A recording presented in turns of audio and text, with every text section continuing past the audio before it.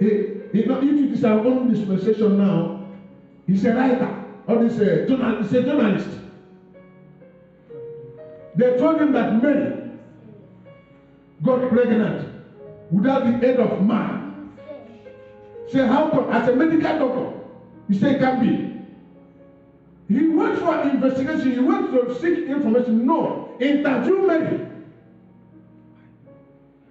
After the interview of Mary, Mary told him what happened. Praise the Lord. Hallelujah. Mary told him what happened.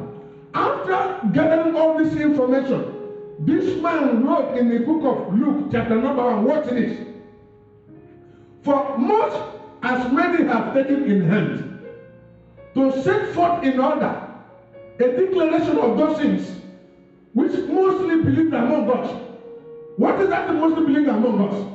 That Mary got pregnant without the aid of man. He went for investigation. Verse 2. Even as they delivered them unto us, what did they deliver them to them? That a lady got pregnant without the aid of man. Now he said, which from the beginning were eyewitnesses, ministers of the word, which means there are people who were there when those things were happening. Verse 3. It seems good to me what it is. What it is. It seems good to me also having a perfect understanding of what. In other words, this man went for an investigation. He went to do research. He went and asked questions. So how do you understand of all these things? From the very first to right onto the most essential Theophilus. That thou may know the certainty of these things which were being instructed. You see, after the investigation, he said that I think it is right. Having an understanding of what happened that is true. Hallelujah. Amen. Having an understanding is good for me to write. It's just like now, I've been ministering God's word to you here.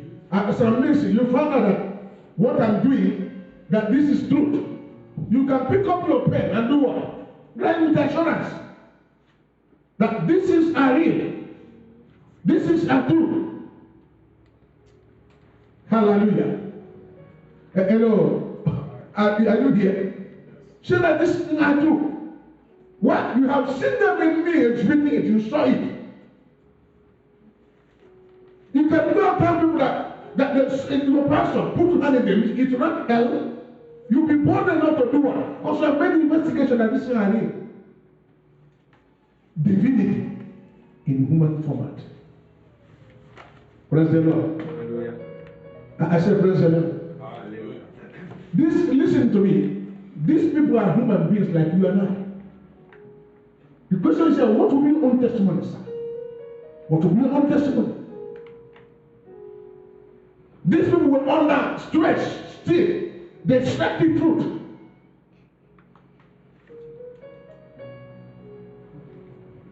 This John, according to history, they said when he was about to die, they put him, when they were killing, put him on the cross. He said, no, he said, my master's head was turning upside down. No, this one was the boiled and oil. It was Peter, they boiled and oil. They put the man inside the oil. He came out, nothing happened to him. This John. That's how they sent him down to island of Patmos. In that place, they begin to write the book of Revelation. Hallelujah. Amen. Then God is going to use this coronavirus then to prove them another way. Amen. Did you hear what I said? They poured oil. They can't put this one, put it inside. Cover him, bring out, not unscratched. They said, no, this is another God. They sent him down to where? Island of Patmos. In that place, that's when he wrote the Revelation and wrote it down to us. They are human beings like you and I, sir. Hallelujah. I say hallelujah. Amen. What's your testimony? What is your own testimony? What I'm sharing here is giving you the testimony of people who have had the word. Don't say I feel these things. I touch it. I ate with it.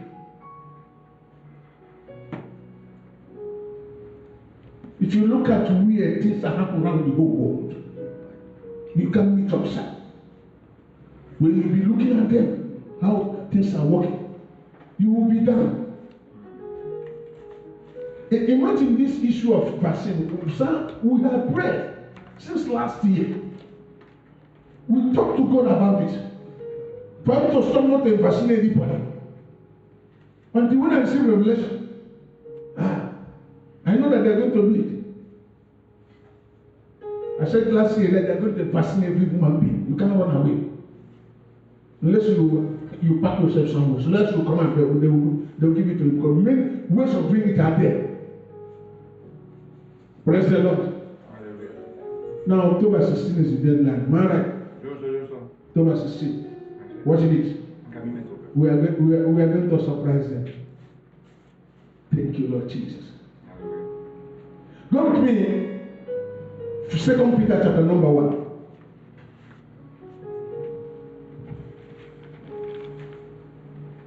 Second Peter.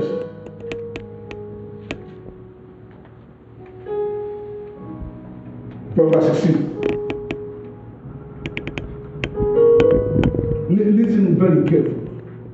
What I'm trying to do is to expand God's word, get into your soul, spirit, and body. Now, this is another man they call Peter. This is another man. Look at his own decoration. Verse 16. For we have not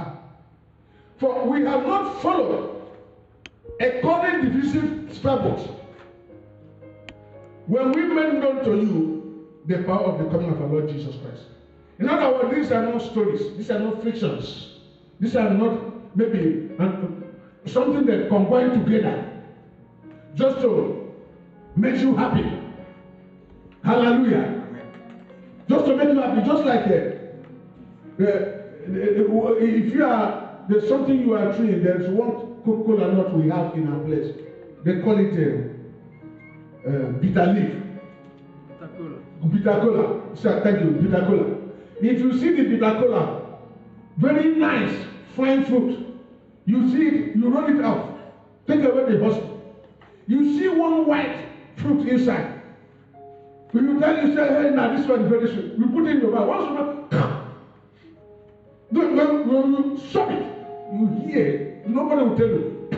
You spit it out. Why? Because it's bitter. But I'm looking at that bitter cola. You feel that it's something edible. Only men. So even now, I don't eat that thing. I don't like it. So now he's saying here, these are not stories. These are not stories. Hallelujah. Amen. Do you get it? These are not what? So Peter said, I'm not giving you a story. Verse 17. Let me just say that we are eyewitnesses of His Majesty. What? Peter, when on that transgression period, it was Peter, James, and Peter, John, and James, three of them. So this young man said, I saw these things. It's just like now you say you come to church today.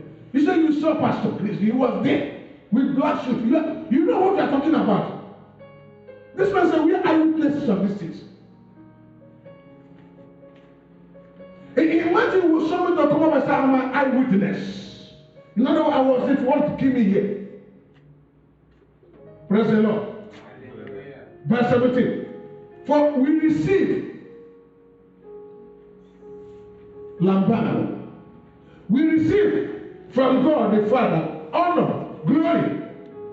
When there was such a voice to him from excellent glory, this is my beloved Son, in whom I'm well pleased.